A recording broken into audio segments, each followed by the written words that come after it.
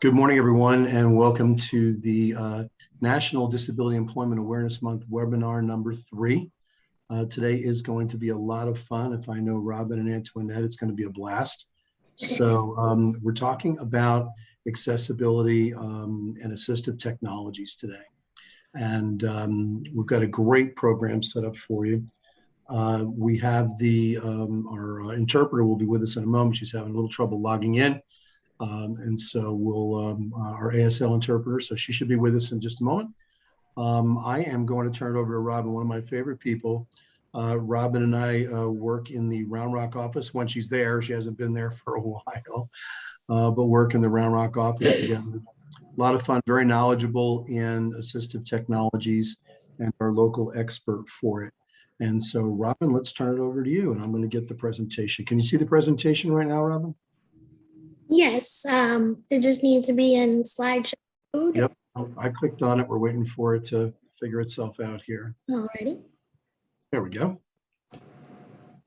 Excellent. Hello, Go ahead, Robyn. everyone. Hello, everyone. This is Robyn Farris, and I'm a vocational rehabilitation counselor for Texas Workforce Commission Vocational Rehabilitation Services. I have done this job as a VRC for about 13 and a half years. And I have a couple different subject matter areas that I'm an expert in, which would be physical disabilities, assistive technology, and also job and home modifications. So obviously today, our topic for National Disability Employment Awareness Month will be assistive technology in the workplace. So what we call, excuse me, NDEAM is National Disability Employment Awareness Month, and it was actually declared in 1988 by the United States Congress for the month of October to raise awareness of the employment needs and contributions of individuals with all types of disabilities. So you might be asking, what exactly is assistive technology, or AT as we call it for short? It's actually any device, software, or even just a regular piece of equipment that helps people with disabilities to learn, communicate, or function better in many areas, including work, education, or independent living. AT can be as high-tech as a specialized computer equipment or as low-tech as an ergonomic chair. Well, you might ask, why is this important in the workplace? You may not even realize that it was a thing. Assistive technology can come in many different forms, from no tech or low tech to high tech. Assistive technology, I feel that it levels the playing field for employees with disabilities in the workforce. To me, it is a great equalizer, and it can mean the difference between someone not being able to work at all to now that same person being able to work even full time and be productive members of society and live a living wage just like everyone else. People with disabilities do not want special treatment. We just want equal treatment so that we can participate in everything that life has to offer, just like people without disabilities do. Using assistive technology can help people become more independent and confident. AT empowers people to do things for themselves and rely less on others. So you might be asking, how does AT benefit someone in the workplace? I know you can't really see me, but you can see the pictures. And I have a disability myself. It's called dystrophic dysplasia, which is a form of dwarfism that is genetically inherited. And both of my parents are actually average height. It might surprise you. My dad was 6'2", and my mom's 5'9", and my brother is 6'4". So I always like to say, I might have gotten the short end of the stick, but I got the brains and the beauty, so I'm okay with that. But in the workplace, I've benefited from low tech to high tech to sometimes even no tech. And this is pictured at my old office, but as you can see on that first picture, that's where the doorknob used to be. And I'm only standing at 3 feet tall, so a lot of things are obviously out of my reach. So they did lower the doorknob for me, and makes it a lot easier to get in and out of my office. And then Also on the right side is the lowered outside door handle, because there would be a code to get in the building, and they also lowered that as well so I could reach it. And then I could not reach the upper door, so they simply added another door handle, which probably cost just a couple dollars to buy for the handle and the maintenance guy to come out and do it. So it really didn't cost that much at all. And as far as the chair, that's actually called an LP ergo chair. And it's very popular in the little people community because it is specially built just for little people. And as you can see, the armrests are much higher. The backrest hits us kind of in the small of our back. So we actually have back support. And then the depth of the chair is way shorter. Whereas otherwise my legs would be standing straight out, they're falling asleep, I can barely dangle them, and there's just all kinds of problems. And so that comes with a T-bar footrest. So I'm able to dangle my feet, but also have somewhere to put them for stability. And that chair lasted about 10 years and it's still going strong. But when we moved over to the new office, Workforce Solutions kindly offered to get me a new one, which was really great. So I've got the new and improved version as well. Also, some other low-tech items. I have a light switch extender, and as you can see, it's really easy to put on. It's just like a little rubber tip that goes on the outside of the light switch, and boom, boom, boom, it's done. You just put it right on there, no installation required. And then, of course, just a little portable step stool. I have a couple different kinds of those throughout the office, in my office, in the bathroom, things like that. So those are low-tech items. Now I'm going to talk about high-tech items. Now, these are obviously not purchased by the employer. This is something that I received outside funding for, but my van itself is called a ramp van. So I drive up the ramp and I secure my scooter, and then I have a little staircase and I can walk up the staircase, sit on the seat, and then I have pedal extensions. So as you can see, they come out to me so that I'm able to safely drive just like everyone else. And as everybody knows, that's Big Bertha, and she gets me where I need to go to work meetings and every day back and forth from work and doing presentations and things like that. So as you can see, assistive technology has benefited me in many ways. But then there's also, I would call medium tech, which is my next slide. And there we go. So I call reachers and grabbers a little person's best friend. It's basically my right arm, and it extends my reach. So there's all different kinds of grabbers and reachers, and every little person is different. But this is actually called a hip kit, which is when someone has a hip replacement, you can order everything all in one bundle. And so it comes with a long shoehorn, a grabber, a dressing stick, a bathing tool for, the sponge for bathing, and then what I call a sock cup. So you put the sock on it, and then you can pull your socks on. So honestly, that is the difference between me and being reliant on someone else and being fully independent in all of my activities of daily living. And then lastly is my scooter, my mobility scooter. I can walk, but long distance is difficult for me. And when I'm carrying a lot of things for work, it gets a little bit challenging, such as my laptop and presentation materials. So as you can see, it puts me up higher. So I'm more eye to eye with other people that might be taller and giving presentations. If I'm 3 feet on the ground, it's really difficult for people to hear me. So that's what I use to be able to get around the workforce. So the question is how to find the right assistive technology, especially in the workforce. Finding the right tool can be overwhelming sometimes. There's a lot of different options out there.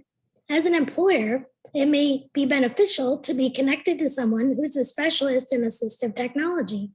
This is called an assistive technology professional, an ATP. So, drum roll, please. Let me introduce you to our very, very special guest who's above me here, Miss Antoinette Verdone.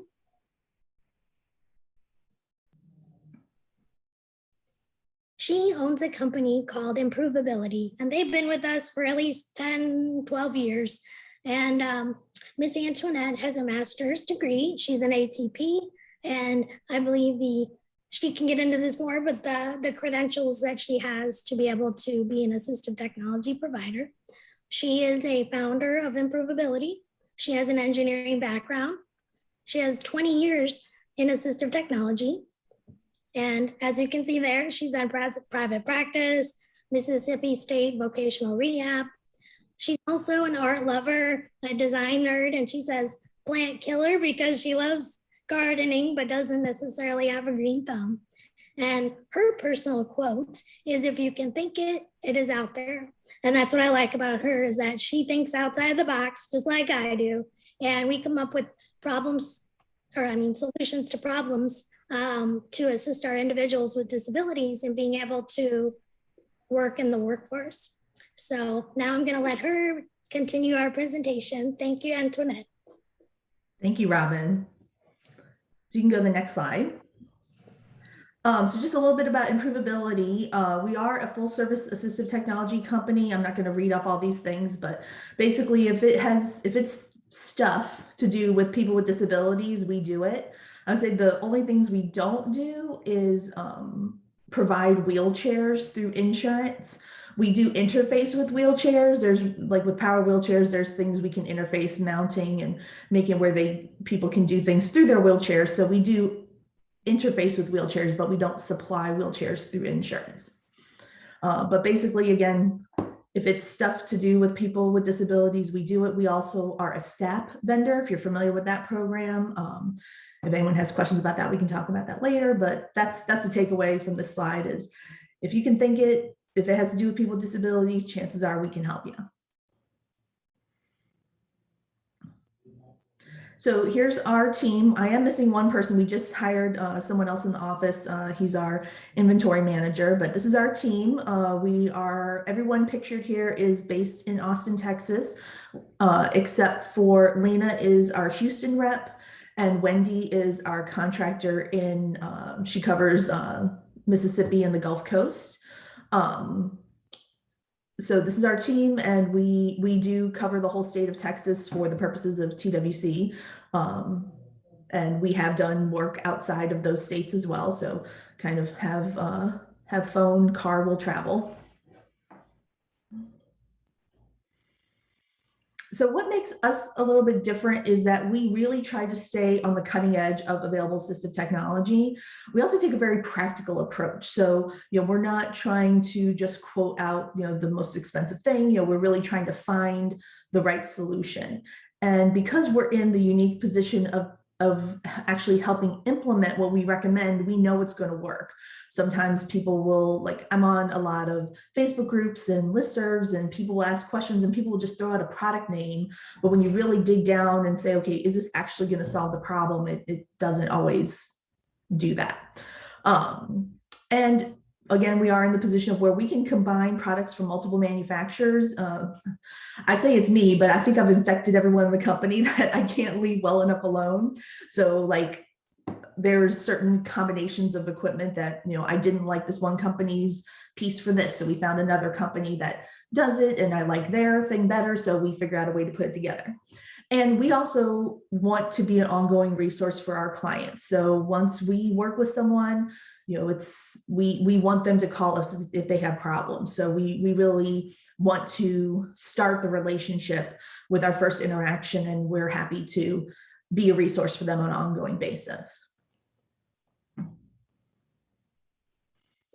And Robyn mentioned the ATP. That is actually a certification that many different kinds of professionals, including vocational rehab counselors, can get if you do work in assistive technology. I would recommend the ATP certification is administered by RESNA, which is the Rehabilitation Engineering and Assistive Technology Society of North America.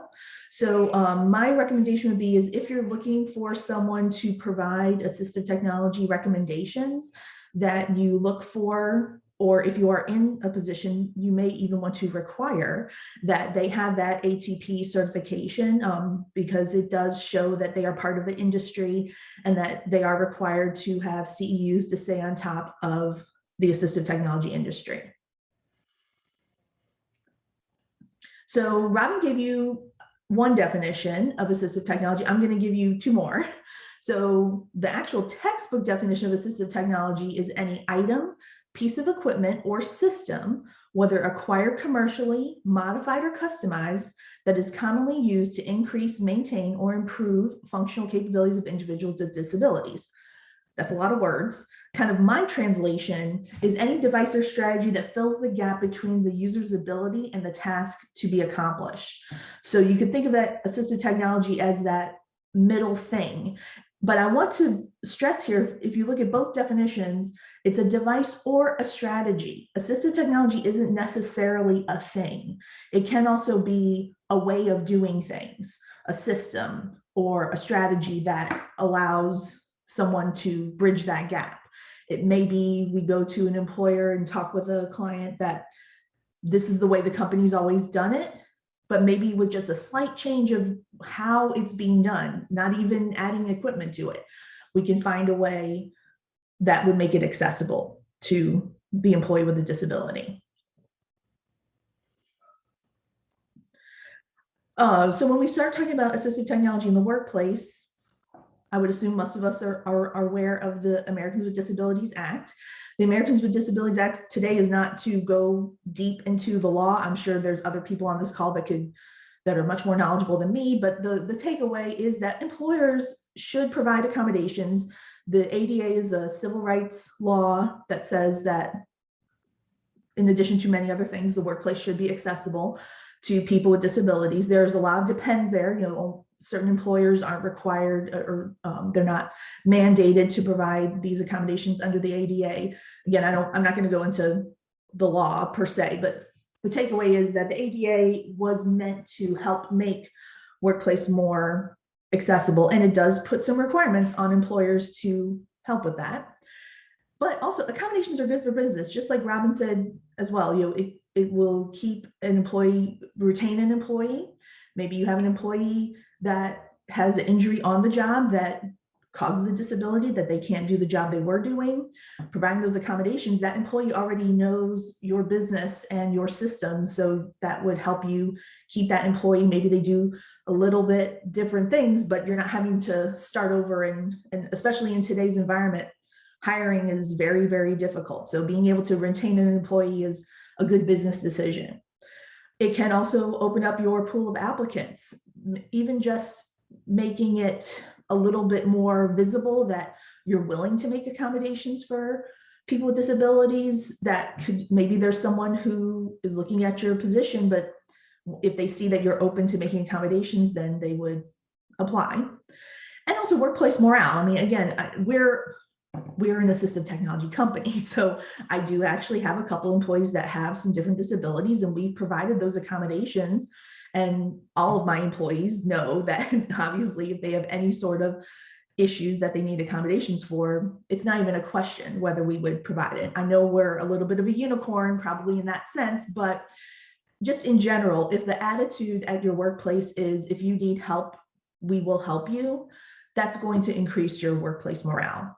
Believe me, I've been in many situations where employees, I can think of one situation in particular, which was a federal agency, which is interesting, but the workplace, let's just say the workplace morale was not very good. And this client did not need major modifications to her. She just needed some help with some, it wasn't going to be expensive stuff. And we were meeting in a room, and she was even worried that like her supervisor was listening in on the behind the door. I mean, you know, it was not a good place.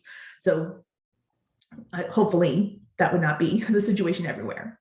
If you are an employer and you're just trying to get some ideas on your own, there is a great website called the Job Accommodations Network. Their website is askjan.org. They've been around, I think, as long as the ADA has been.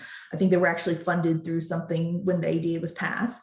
There's a whole section when you go on their website that says for employers, and they have some really if you really want to understand your legal obligations, they have some really good, well-written documents that kind of put all the legal stuff in very easy to understand language. And they have a ton of resources. They are available for you to call and ask questions about accommodations. And they again, on their website, they have a ton of information. I don't know if they still have this. I think they do. You can even go, like, if you have an employee that has arthritis and they are a clerical worker, they will even give you some recommendations. So it's a really great resource to look at. So, when employers hear the word accommodations, they assume that that means they're going to have to spend thousands of dollars. But Jan actually did a survey, and I've seen many other studies that bear this to be true. So in their survey, more than 50% of accommodations that were needed by an employee cost $0. It could be, again, just maybe taking a job task away from one employee and giving it to another. That doesn't cost anything to do. And then they said for accommodations that did have a cost, the typical cost was around $500. So kind of some of the things that Robyn showed you, moving the doorknobs and those kind of things, they're very inexpensive. So I think, employers a lot of times just assume that it's going to cost a lot of money. So this survey proves that not to be true. Now, I will say when my company gets involved, typically it's because it's not a simple solution, and we're dealing with people who have more severe disabilities that need the higher cost items, but that is a very small subset of total accommodations that could ever be requested at an employer. So like Robyn said, there are thousands of assistive technology products and strategies that can be used, and we could spend hours and hours and hours talking about every single possibility. But today I thought it would be good to kind of highlight two areas, one being ergonomics. And then I also wanted to touch on the built-in accessibility features of computers and mobile devices.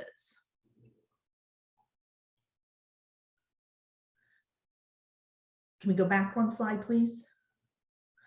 So ergonomics, I'm sure it's probably a word you've heard of. The definition is the study of people in their workplace.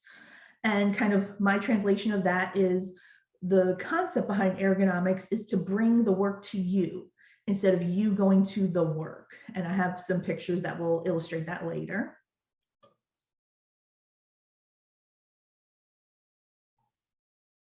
So we can go to the next slide. So in part of ergonomics is trying to reduce and prevent repetitive stress injuries. So when we look at a repetitive stress injury, there's 4 contributors: a heavy load, an awkward posture, static load, that means constantly gripping or having to hold something or holding tension in your body, and vibration, which in the office setting, we don't see vibration, but that would be more in an industrial situation if someone's using tools that cause vibration. So if you have any one of those 4 things done repeatedly for an extended period of time, you're going to get a repetitive stress injury. It's kind of a foregone conclusion. And any combination will increase the risk. So when we look at this, you might think, okay, well, I'm not lifting boxes, I'm not doing weird things. But something people don't think about, and one of the areas that is in an office situation that can typically be the biggest area for a repetitive stress injury is static load. And the biggest cause of that is the mouse. So I can show here, I have like a standard mouse, a regular standard mouse. You're having to constantly grip it. And you also have to keep tension in your arm to move the mouse.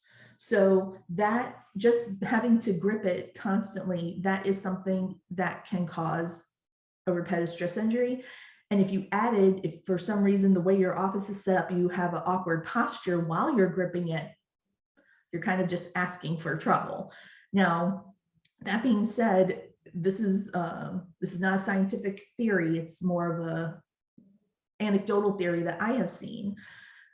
It seems like there are certain people that are more susceptible to repetitive stress injuries. I mean, I can tell you many stories of situations where I have 2 people same build, they're in very similar setups as far as their workplace, and one person will have issues with repetitive stress injuries and the other one won't. So I've read a couple things, and there is some thought that there may be people that are more susceptible, but all of us should try to do our best to have the ergonomics of our setup as good as possible, and then that way we can help to reduce the repetitive stress injury. Another example I have is my younger sister is a radiology technician, and part of her job is she works at a stand-up MRI. So it's, instead of the MRI being flat and you go down on a table, you actually sit in a chair. But in order for them to get the pictures that they need, they get you in the chair in between the two huge magnets, and then they have to put different things on your body to get the magnetic field wherever it needs to go. So she's having to reach into that area and be in a very awkward posture to get those items by the client. And so, I mean, she's been doing that work for 15 years now, and she's had rotator cuff surgery on both of her shoulders. So that's something that is an awkward posture, and she's doing it many times throughout the day. So that is another example of how those kinds of things can cause an injury. So the general rule of thumb when we're talking about computer workstations, which, even if you have another job, most of us are going to sit in front of a computer for some period of time. We want the top of the monitor to be at eye level. This is one that I don't know why, but people feel like their monitor should be very, very high. But the goal is you want the monitor at eye level. You want the keyboard at elbow height with your shoulders relaxed. So just right now sitting at your desk, you can kind of see, if you relax your shoulders, see where your elbows naturally fall. And if that's the height of your desk, then you're in the right position. If your desk is too high, then you're having to shrug your shoulders to reach your keyboard. And again, that's no bueno. If your desk is too low, then you're going to have to slouch to reach the keyboard. So that's another rule of thumb. And in general, the concept is we want your body supported and in a pain-free position. So these rules of thumb apply whether you are an able-bodied person that has no documented disability, or someone who is very disabled and can only work in a very specific position. So these rules of thumb apply no matter what your abilities are. It just may take some special equipment to achieve those goals if someone has some limitations. So here's a picture to illustrate that. So you can see this would be a typical able-bodied person setup here. So you see the screen, the top of the screen's at eye level, the elbow and mouse are at keyboard, or the elbow and the keyboard and mouse are at elbow height. And also this is showing that your feet are properly supported. So this is the goal. This is kind of the picture I have in my head when I look at a situation, and we want to get as close as we can to this idea.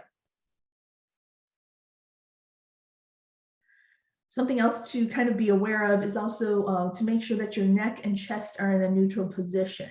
So if you're kind of hunched over and you're having to kick your neck up to see the screen, that's not a good position to be in. And here's some examples of a neutral wrist position. Again, this would be, for someone who has full use of their hands. But as you can see, you want your wrist to be, so the first picture on the left is showing you want your wrist to be parallel to the desk. And then you also don't want your wrist to kick to the right or left. You want to keep it straight. And when you're typing, you don't want to be resting your wrists on the desk or the keyboard. You want to keep them in that neutral position. And again, what all this is doing is helping to prevent those repetitive stress injuries. So here's some before and after examples. These are TWC clients that I worked with. So if you look at the picture on the left, this was her setup that she used. This client is able to ambulate, but sometimes she did use a wheelchair, and actually in this, she was mainly using the wheelchair as her office chair. So as you can see, she's a little bit on the short side, so her desk was actually a little bit too tall for her. She was using a laptop. So the issue with the laptop is the keyboard and the screen are physically connected. And so she kind of had to slouch a little bit to reach those things. So what we did was, if you look at the picture on the right, we provided her with a height adjustable table that we were able to adjust to the proper height. So we start with the chair. So we got her a good supportive chair, adjustable ergonomic chair, get her feet flat on the floor. And then we adjust the table so that her elbows are in that neutral position and the monitor is in the right position. So by providing, I mean, I don't have the measurements in front of me, but if I had to guess, this might be only 2 or 3 inches lower than where she was working at before, but those 2 or 3 inches make all the difference. Here's another example. This is a TWC client who's a wheelchair user. He was working on his kitchen table, again, with only a laptop. We're kind of stuck with the monitor and the keyboard being physically connected. So, and in his case, the height of the table, I don't think was that much of an issue. I think the kitchen table is maybe a little bit higher than it needed to be, but his main issue was the monitor being lower. So you kind of see, I mean, he's not even really looking at the screen, but he has to angle his head down to see the screen. So this person was we set him up for a work from home job. So if you look at the picture on the right, you can see the height of the table is correct for his seating height in his wheelchair. And then this has a dual monitor setup where the laptop screen is one monitor, and then he has a second monitor, and then the keyboard and mouse on the table in the right position. This was a client, another TWC client, who was attending classes, attending school. This is a number of years ago. So she actually was going to school, but then also worked on her assignments at home. So we recommended a laptop. She did not even own a computer, but we recommended a laptop. But as you can see, we put it on a stand so we can get it at the right height. Also, this lady was on the shorter side, probably under 5'5". So even with the chair in the lowest position, she still needed the footrest to have her feet properly supported. The other issue is that she was a little bit of a wider lady, and she had a large chest, and that actually made it very difficult. She had to kind of squeeze her arms and hands to come to midline to be able to reach the keyboard. So what we recommended is 2 things here. One is the gray part is a curved piece of equipment that clips onto the front edge of the desk that basically extends the desk, but lets her kind of get in between the curve there so she can kind of get closer in. And then the keyboard actually breaks apart into 2 pieces. So we could set the keyboard apart so she wasn't having to squeeze her elbows and shoulders in to reach the keyboard. So again, the idea is, where's your body in the most neutral position, and then let's get the stuff where it needs to be. Here's an example of someone using a computer from their wheelchair. So again, same idea. We want the top of the screen at eye level. So this was a mount that we attached to his wheelchair that would, actually, I'm not sure if this is attached to his wheelchair or if it's a rolling mount. I don't remember. But either way, the idea is we want to get the top of the screen at his eye level. And then if you can see right underneath his chin is his wheelchair joystick. That's how he drives his wheelchair. And we also made it where he can pair his wheelchair joystick to his computer, and that becomes his mouse. This client was a high-level spinal cord injury. It might be a little hard to see in the picture, but on the left side of the monitor, you see kind of a black thing that is actually his desktop, or I'm sorry, the microphone. So he's using Dragging Naturally Speaking to do his typing, and then he has the use of the wheelchair joystick paired to the computer as his mouse. So again, same principle, but obviously needed some special equipment to achieve that.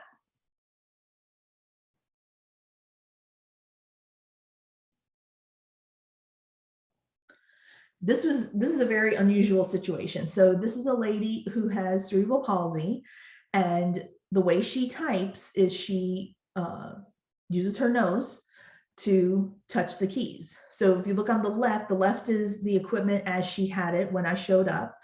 And you know, a lot of my assessment is understanding how people are doing things now, because I want to try to maintain that as much as I can and not upset the apple cart and throw all kinds of new things at them if we don't have to. But what was happening is, and also she sits on the floor when she uses her computer. So what was happening is, because of the position of the keyboard, when she would type, she had no way of seeing what she was typing. So she would make spelling errors, and you know, it would take her typing, you know, 4 or 5 sentences and then look up and correct it. So it was taking a lot of time. So what we did was, and also this setup was done many years ago, and she was getting a little bit older, and so the bending over was becoming an issue. So if you look at the pictures on the right, you can see we used what she already had, and basically we raised it up from the bottom about 4 or 6 inches. And then we also put the keyboard on an angle. So now she's still using her same method for typing, which works great for her, but she can actually see much easier what she's typing. We did throw in some other things in there too. I'm not going to go into those things, but the basic idea with the ergonomics here is that we're trying to get her into that more neutral position, a position that's comfortable for her, so that she could accomplish her goals.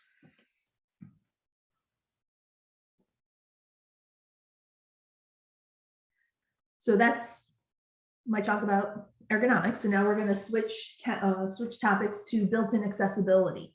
So if you did not know, all computers and mobile devices have accessibility features built into them.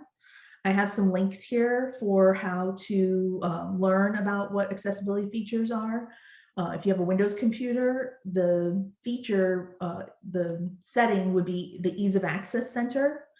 And on a Mac, it's the accessibility settings in the preferences. But both of these links will take you to websites that will explain and give you a lot of detail about what is available depending on what system you have. So first, we're going to talk about computers. So kind of one that comes up a lot when I see clients who have trouble with typing is sticky keys. And this is a feature that's actually available on Windows and Mac. I assume most of y'all are using Windows computers. So again, you know, you can try this on your computer.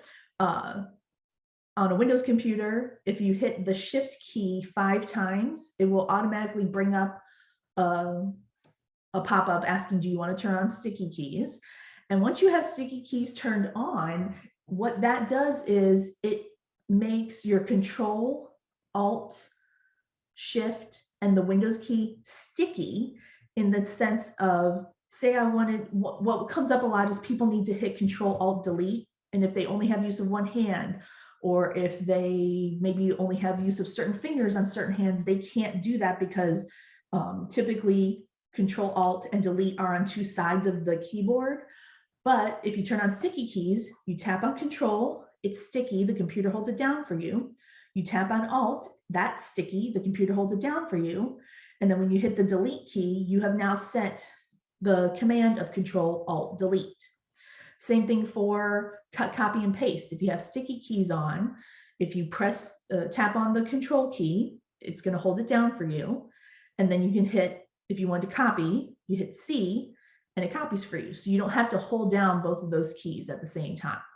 So that's I mean, even if you go to a library, you could turn on sticky keys. And you actually, if you were doing it on someone else's computer, to turn it off, you do the same thing. So you hit the Shift 5 times, and that turns it on and off on a Windows system. Another built-in, now I'm not going into all the, again, we could spend hours and hours just on the built-in accessibility. But something else that you may or may not be aware of, that's again a feature of PC and Mac, is an on-screen keyboard. So if someone has a disability where it's difficult for them to type, you can have a representation of the keyboard on your screen and use a mouse to type. So that's actually a built-in accessibility feature of PC and Mac. and can be a very useful function in different situations.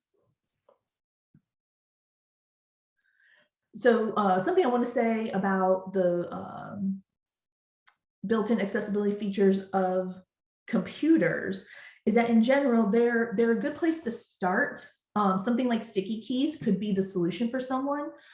There's also mouse keys, and again, there's many different accessibility features that can be very useful.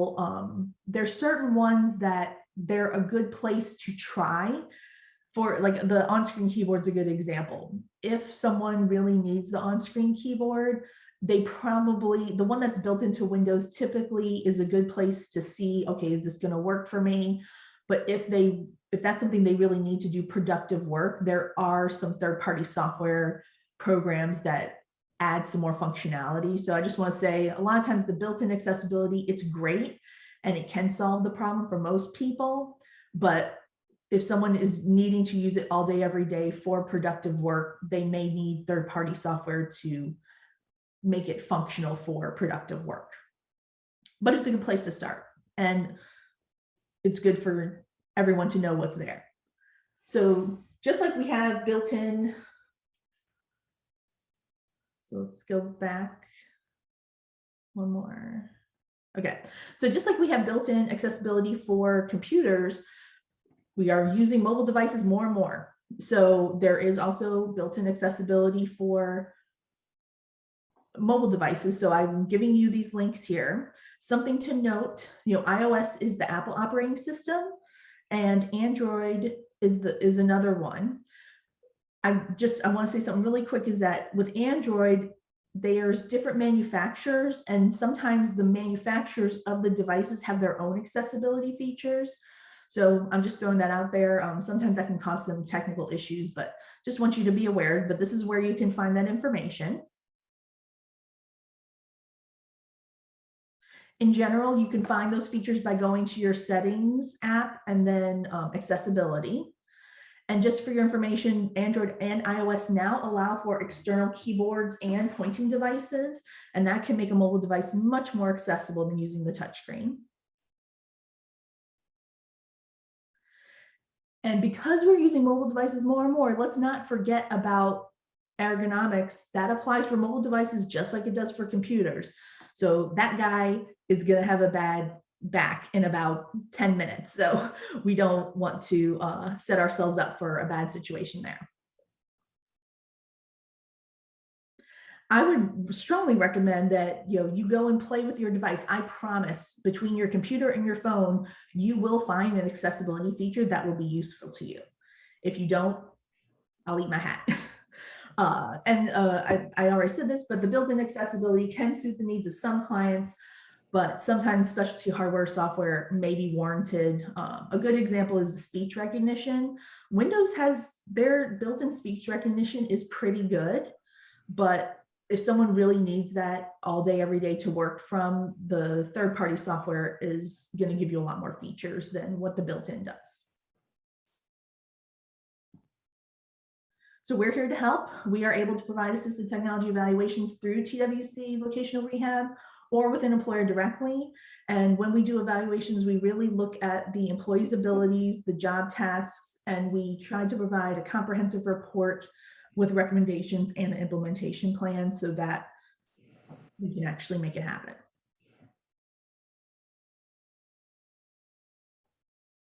And then Robyn's going to talk about funding.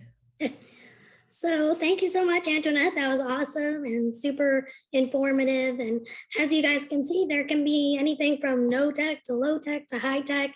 And if you're an employer and you have someone that may need something a little more high level, or if there was an injury in the job and now they need more assistive devices, you can contact Vocational Rehabilitation Services. And I did put our link on there, and the employee or customer, as we call them, can fill out a data entry sheet called Start My VR, and someone will call them from their local office within about 1 day, 1 to 2 days, and explain services. And if they want to apply, they can.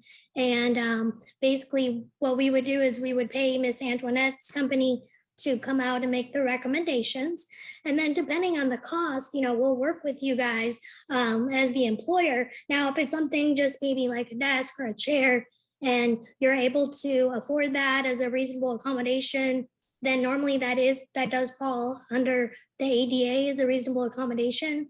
But if you're a really small company and the cost is a little bit higher and you guys can afford it and it's considered an undue hardship, you can contact us and we can see if we can assist with that as well. But we just basically would need it in writing saying that it's an undue hardship and that you're not able to cover that cost because of that.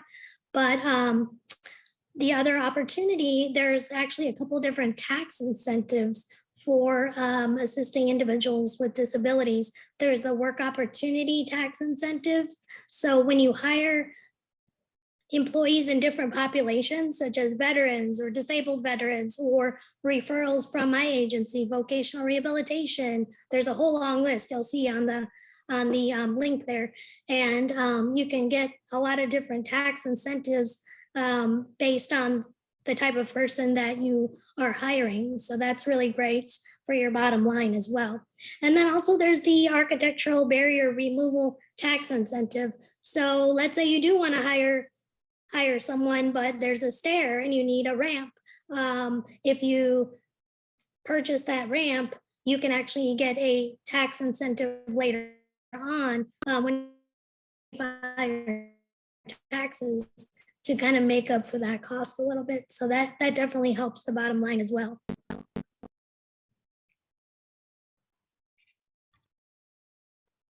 All right, so what we're gonna do is now we're gonna open this up to any questions you guys might have for either myself or Miss Antoinette. And I believe Carl is the moderator and he'll read any questions that are in the chat. Yes, ma'am. I've been answering some questions as we go along here. And so if you'd like to post a question, just go right to the Q&A or chat and put it in there. Let me take a look up here. I think we just saw one come in. This one from Maureen: my disability is one an employer cannot see. It's autoimmune and hearing issue. So I need a part-time position of work from home remote job would be excellent also.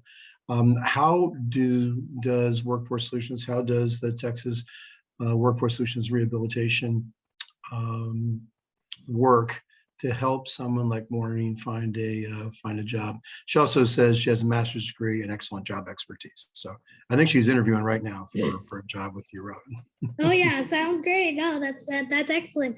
I would definitely say if you could go to that original link where it says the vocational rehab services, when you go to that link on the right side, it'll say start my VR, and you just fill in your information, and based on your zip code, someone from our office will call you to introduce you to our services and explain the program. And basically you can apply. And if you're determined eligible for the program, then we can help match you up with a suitable career and see what other devices and other types of services that you might need, because we have thousands of services that we provide. It's not just assistive technology, it's all kinds of different things. So we match up the service based on the individual's need. So every case is individualized.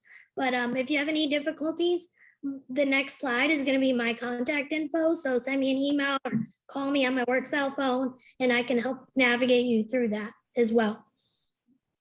Robyn, can you give out the website again for the vocational rehabilitation services? Yes. Are you able to go back just like one slide? I can, sure. It just takes a second because once I go off into chat, then it doesn't let me manage the slides. There we go. Okay. There you are. Yeah, it's right here, the TWC Vocational Rehabilitation Services. Honestly, you can just, if you want, you can just go to twc.texas.gov. And then on that right side, it'll have a link for like childcare and it'll say vocational rehabilitation. So once you click on that, then you'll see the Start My VR. So that's a little bit shorter of a link to get to. Or you can just call Antoinette or Robyn directly and they can point you in the right direction as well, right? Yeah, if it's for services, I would say call me for sure. Or email me. Okay. Any other questions that we have for our guests today? I found it fascinating. I've seen this presentation before, and every time you guys do it, I see something I didn't know. And in this case, I saw a lot of things I didn't know. Oh, yeah. And so you did a fantastic job of explaining this out. I wasn't really aware that there was a definition difference between accessibility and assistive technologies. I thought it was the same thing. And so some of the sticky keys, I didn't know about that on my computer. So I'm going to take advantage of sticky keys to do a few things that I like to do all the time. Literally, there's new things every day.